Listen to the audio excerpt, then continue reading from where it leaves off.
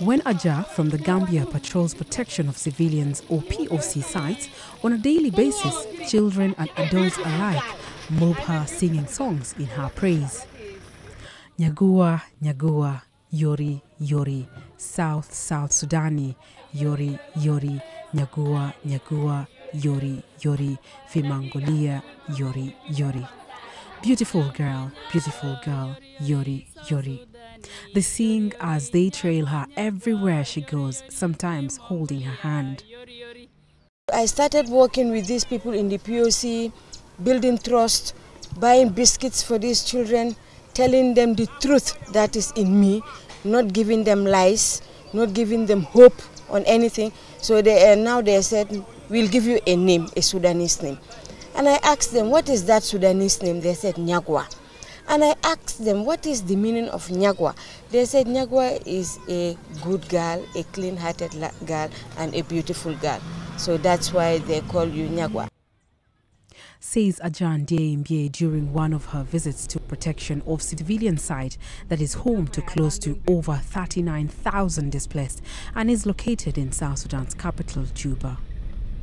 On a typical day, Aja visits the POC site manager's office and is briefed on going over a 24-hour period.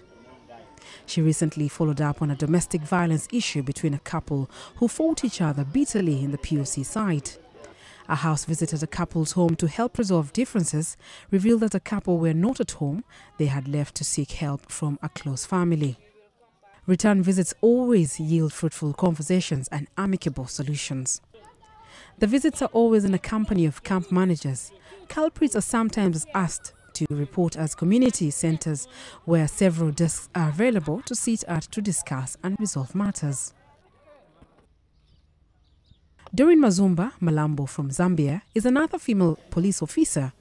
She joined the mission in South Sudan in April 2016. 3 months after her arrival, conflict erupted in South Sudan's capital, Juba. Her main responsibilities at the moment include training a section of country's police on issues pertaining to gender-related violence. A year ago, when conflict erupted in early July, Doreen was immediately deployed to a protection of civilian site to monitor on reports of gender-based violence on arriving displaced. I saw it to be fit for me to help in any way I could as a mother, because back home, I would love to see my children being safe or being at peace all the time. Both Aja and Doreen are part of the UNPOL Women's Network, which held 2-day seminars in Juba under the theme Strengthen, Unite, and Raise the Capacity of Women in UNMISS. With about 70 participants drawn from across South Sudan, the female police peacekeepers heard that they should take up leadership positions so as to serve as role models to communities living in POCs. Speaking to participants, the head of the UN mission in South Sudan said that female police can relate to women and children with ease. Well, I think what they do is they have a much better ability to relate to women. They can walk into houses, chat to children, chat to women, and not be seen as a threat. Women will open up to them and tell them about the problems, particularly the sexual brutality here, talk about that sort of thing with them. It's hugely important in the society. Plus they're role models for many of the women out there in those POCs that perhaps thinking about what they can do, and they see our women walking around and say, well, this is a future that I might like.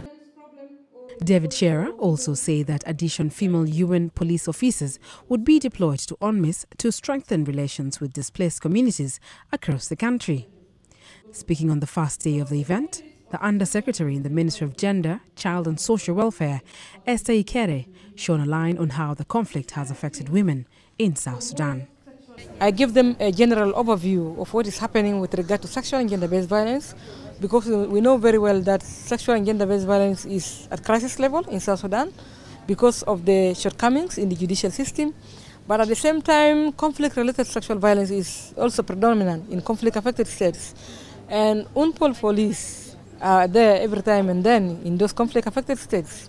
If they're not aware about the situation, they don't know the magnitude of the problem, then they will not be in position to address it.